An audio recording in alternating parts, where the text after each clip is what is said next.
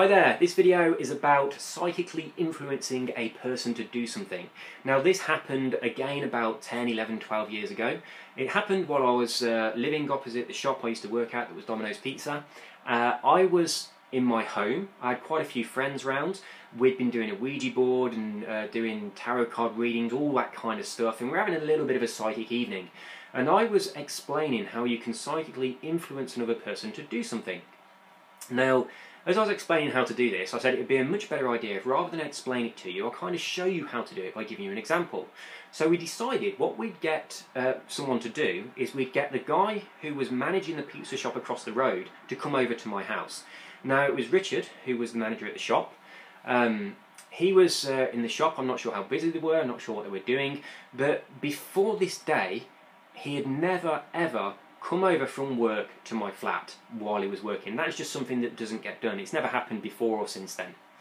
So I'm at home with my friends and I explained the way we was going to do this, and the way we did it is I went and leant against a wall, put my hands on the wall and started rocking backwards and forwards to be able to get really intense focus and concentration.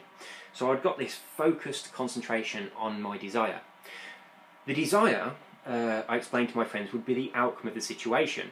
So if we wanted Rich to come over, I said one of the things that need to happen for that is my buzzer needs to ring and I'll pick it up and he'll say, "Hi Steve, it's Rich." And then I'd buzz him up and he'd come up. So I was imagining that situation happen. I imagined the other people in the flat were also imagining that happen. I hadn't asked them to, but I just imagined that they were joining in anyway. I went, leant against the wall, rocked backwards and forwards, got my focus of attention. I imagined my buzzer going off, picked it up, imagined it was Rich saying, "Hi Steve, it's Rich," and then I buzzed him up into the flat. I stopped doing it, I sat back down with my friends, the buzzer rang within seconds, I picked it up, "Hi Steve, it's Rich." It was Rich, he'd come over, I buzzed him up, he'd come up to the flat, and I said to him, "What have you come over for?"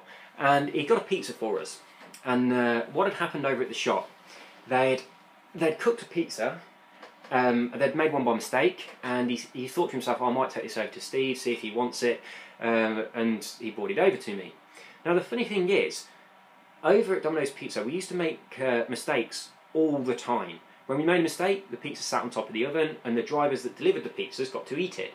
Never ever before that day or since that day did anybody ever bring a pizza over to me. It just didn't ever happen. That's the only time it ever happened, and I questioned him about that and I said, "Why did you do it?" And he says, "I don't know." He says, we'd done the pizza, I'd put it on top of the oven like normal, and then I was just stood there and I thought, "Oh, I could just take this over to Steve." He took it off the oven, closed up the box, brought it over to me and brought it up to the flat. So nothing like that had ever happened before or since, but while I'm giving a demonstration of how to influence a person to come over to us, that was exactly the outcome. So it's a really interesting little thing, thought I'd share that with you. Experiment with it and see what happens.